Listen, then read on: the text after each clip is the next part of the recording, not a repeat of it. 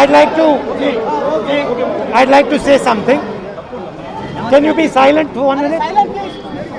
Silent, sir. Please, silent.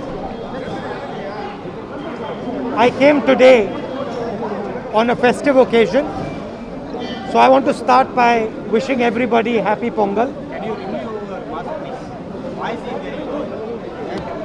I came here on a festive occasion, so I'd like to start by wishing everybody happy Pongal. I also witnessed Jallikattu and had quite a nice time. Got a sense of why Tamil people appreciate Jallikattu. I must also say something. There was a sense, many people had mentioned to me that Jallikattu is harmful to the bulls. I witnessed it today and I'm quite... भैया क्या कर रहे हैं? क्या कर रहे हैं? I witnessed it today and I must say that the way it was done today, there was absolutely no chance of either the bull getting injured. In fact, if anyone was likely to get injured, it was the young men who were doing Jallikattu. So I'm happy to say that there have been some changes to make it safer for everybody. One of the main reasons I came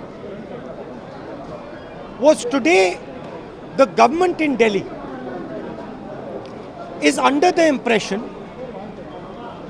that they can destroy the cultures of this country. They believe that they can suppress the emotions of the Tamil people. They believe they can crush the language of the Tamil people. They believe that they can suppress the spirit of the Tamil people. I came to give them a message that nobody is going to suppress the Tamil spirit. And there is a reason for it. First of all, the Tamil spirit cannot be suppressed. And second of all, suppressing the Tamil spirit is the worst thing you can do for our country.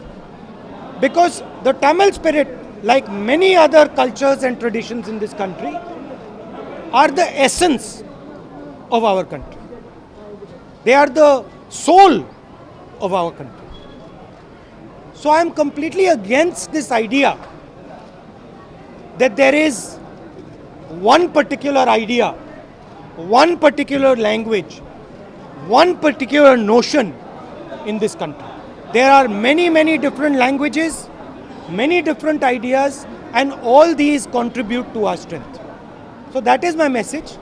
I also want to say that I'll be coming back here, not once, numerous times, and I'd like to thank the Tamil people because I learn a lot from them. They teach me about their past and they show me a direction about how the country should move into the future. So I would like to thank them, and I would like to also thank all the youngsters